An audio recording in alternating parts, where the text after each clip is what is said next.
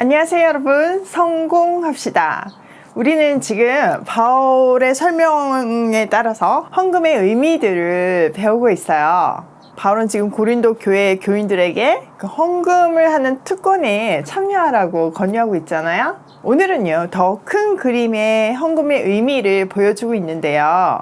바울이 세 가지 예를 들어서 헌금의 정신과 원리와 방법에 대해서 알려주고 있었잖아요. 첫 번째 예가 마케도니아 교회 성도들이었어요. 두 번째 예는 바로 그리스도거든요. 한번 보도록 할게요. 9절, 우리 주 예수 그리스도의 은혜를 너희가 알거니와 부요하신 이로서 너희를 위하여 가난하게 되심은 그의 가난함으로 말미암아 너희를 부요하게 하려 하심이라. 구제 헌금을 해야 하는 진정한 근거는요, 그리스도의 은혜예요. 그리스도는 그 누구보다도 부유하시지만 우리를 위해서 가난하게 되셨어요. 그의 가난함으로 인해서 우리가 부유하게 된 것이 헌금의 제일 중요한 원리라는 거죠. 누군가를 돕는다는 것은요, 그리스도의 은혜로 말미암아서 구원을 받은 백성으로서 이제 그 은혜를 나눈다는 의미예요. 다른 말로 하면 복음 전달의 한 모습이죠. 이것은요, 단순히 물질이 전달되어서 도움을 받는다는 메시지가 아니에요. 모든 것이 주의 것이기에 그것을 흘려보냄으로써 머리 대신 그리스도의 지체로서 필요를 서로 공급함이에요. 우리가 오른손이 다치면 왼손이 생각할 겨를도 없이 반사적으로 돕잖아요.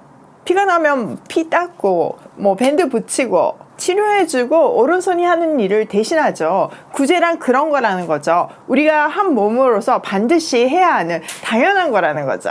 자, 10절, 이 일에 관하여 나의 뜻을 알리노니 이 일은 너희에게 유익함이라. 너희가 1년 전에 행하기를 먼저 시작할 뿐 아니라 원하기도 하였은즉 이제는 하던 일을 성취할지니 마음에 원하던 것 같이 완성하되 있는 대로 하라. 바울은요, 지금 헌금 모금이 지난해부터 시작되었음을 상기시켜요. 그리고 현재 예루살렘 교회의 성도들이 어려움 속에 있잖아요. 그들을 구제하는 것이 지금 고린도 교회 성도들에게 유익하다고 말하고 있어요. 그러니까 이제 그 일을 완성하래요. 또 이 일을 그 고린도 교회 성도들이 자원해서 열성적으로 시작했거든요. 그러니까 그 첫 마음을 기억하고 이제 마무리할 시간이 왔다는 거죠.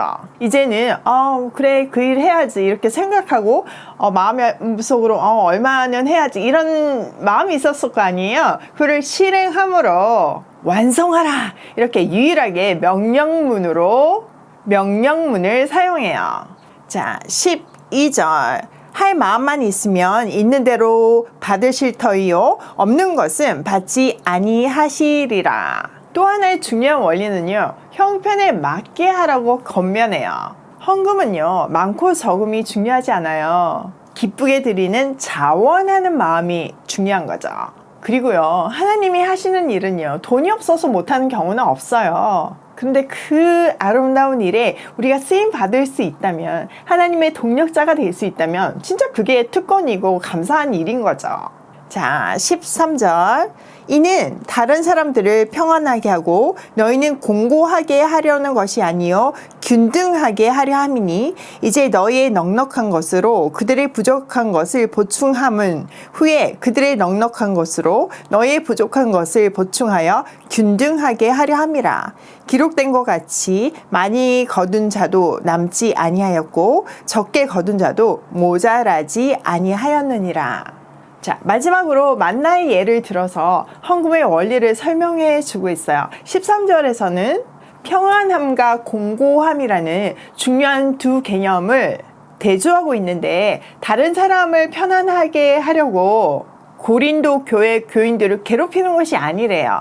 지금 현재 고린도 교회 교인들은 넉넉하거든요. 그러니까 지금 어려운 상황 속에 있는 예루살렘 교회 사람들의 궁핍함을 채워주면 나중에 반대의 경우가 될 수 있으니까 그때 도움을 받을 수 있다는 거죠. 그래서 서로 도와서 평형을 이루게 한다는 거예요.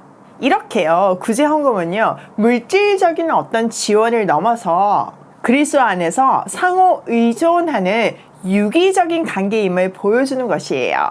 구제를 통해서 도움을 받는 사람도 도움을 주는 사람도 그 구제 행위를 통해서 우리는 한 형제 자매구나, 우리는 그리스도의 몸된 한 지체구나, 이거를 확인할 수 있다는 거죠. 자, 15절에는 이제 만나의 예잖아요. 만나는 매일의 양식이었어요. 그리고 하나님께서 딱 법칙을 주셨어요. 모두가 하루치만 거둘 수 있게 하셨어요. 많이 거둔 사람도 남지 않게 해야 하고 적게 거둔 사람도 모자람이 없어야 했어요. 그리고 늘 장막 안에 있는 스스로 만나를 거두러 가지 못하는 연약한 지체들을 돌보아야 한다는 책임을 이 만나 거두는 것에 두었어요.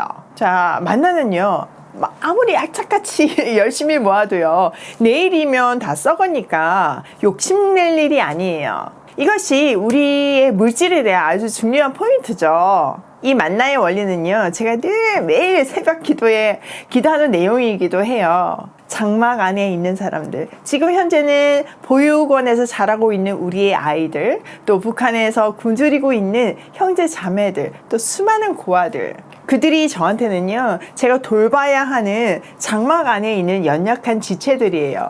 그래서요, 그들을 생각만 해도 눈물이 나요.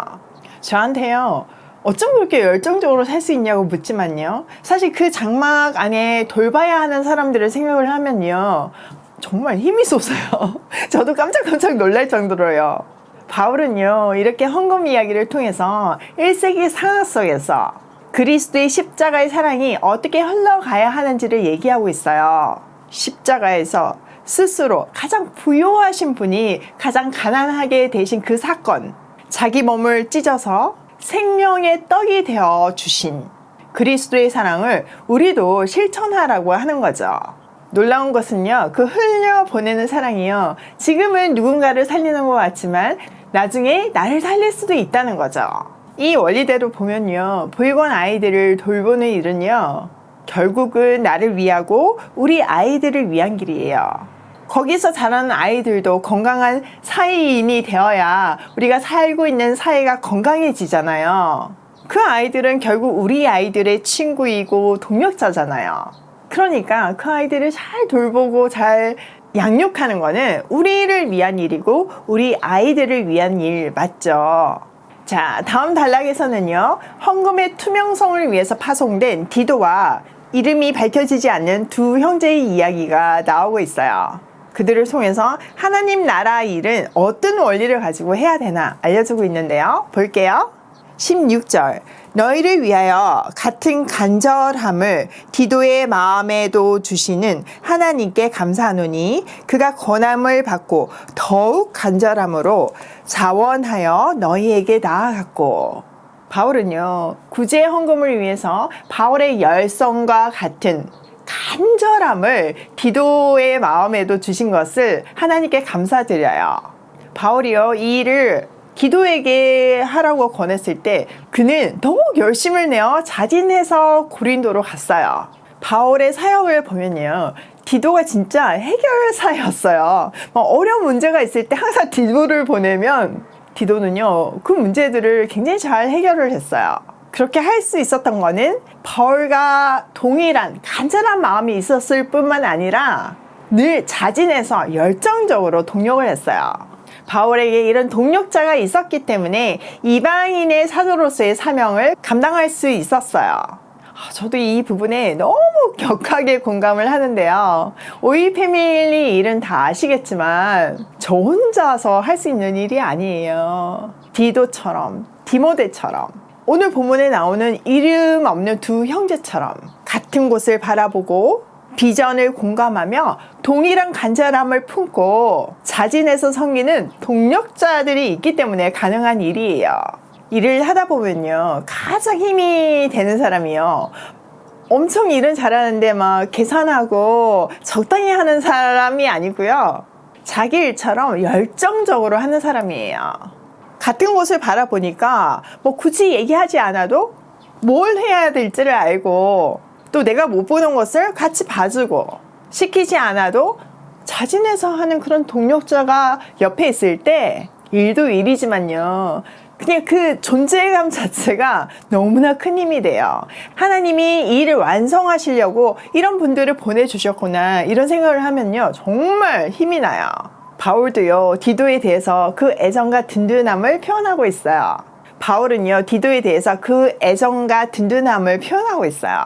자, 이 내용에서 하나님 나라를 확장하는데 꼭 필요한 두 가지는요. 첫 번째 간절함과 두 번째 자원함이에요. 자, 18절. 또 그와 함께 그 형제를 보내었으니 이 사람은 복음으로써 모든 교회에서 칭찬을 받는 자요. 이뿐 아니라 그는 동일한 주의 영광과 우리의 원을 나타내기 위하여 여러 교회의 택함을 받아 우리가 맡은 은혜의 일로 우리와 동행하는 자라. 자, 헌금 대표단으로 디도와 두 형제가 세워졌는데 그 동반자로 세워진 사람은 복음을 전하는 일로 모든 교회에 칭찬이 자자하고요. 이미 여러 차례 이 헌금 전달하는 일을 수행하고 있는 여러 교회가 뽑아 세운 사람이에요. 자, 이것을 통해서 우리는요, 하나님 나라 일을 하는 사람은 복음에 대한 열정도 있어야 되지만요, 평판도 중요하다는 것을 알 수 있어요. 신앙과 삶의 균형이 잘 잡힌 사람이어야 한다는 말이죠. 자, 20절. 이것을 조심함은 우리가 맡은 이 거액의 연보에 대하여 아무도 우리를 비방하지 못하게 하려 함이니 이는 우리가 주 앞에서뿐 아니라 사람 앞에서도 선한 일에 조심하려 함이라. 바울은요 지금 거액의 헌금을 거두고 있잖아요. 근데 이 일에 대해서 아무도 비난하지 못하게 조심하고 또 공정하게 관리하고 있음을 말하고 있어요. 그래서 여러 사람의 추천을 받아서 담당자도 세웠고요.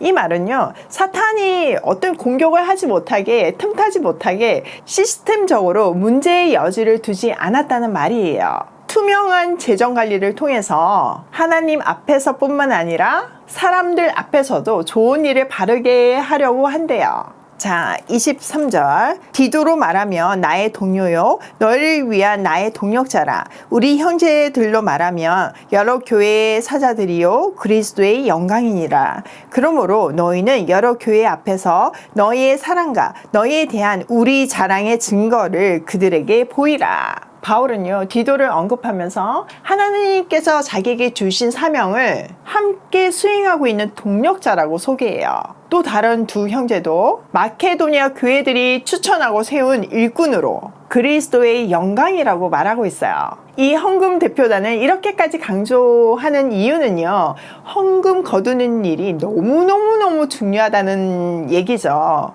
왜 그렇게 중요할까요? 기억나시죠? 네, 한번 다시 정리를 해보면 지금 예루살렘 교회를 돕는 것은 이건 단순한 구제 차원이 아니라 그 유대인들이 이방인이 거둔 헌금을 받아들이면 그들을 형제 자매로 인정하고 연합하는 일이기 때문에 너무 중요한 거예요. 마지막으로 바울은요 고린도 교회 성도들에게 이 헌금 사절단한테 잘 영접해라 이렇게 얘기하고 있어요. 사랑 가득한 따뜻한 영접이 자신이 고린도 교회 사람들은 정말 너무 괜찮아, 너무 성숙해 이렇게 자랑한 것에 대한 확증이 될 거래요. 우리는요 이 본문을 통해서 선한 일에는 언제나 공격이 있음을 알고 은혜를 구하며 철저하게 준비하고 공정하게 처리해야 해요.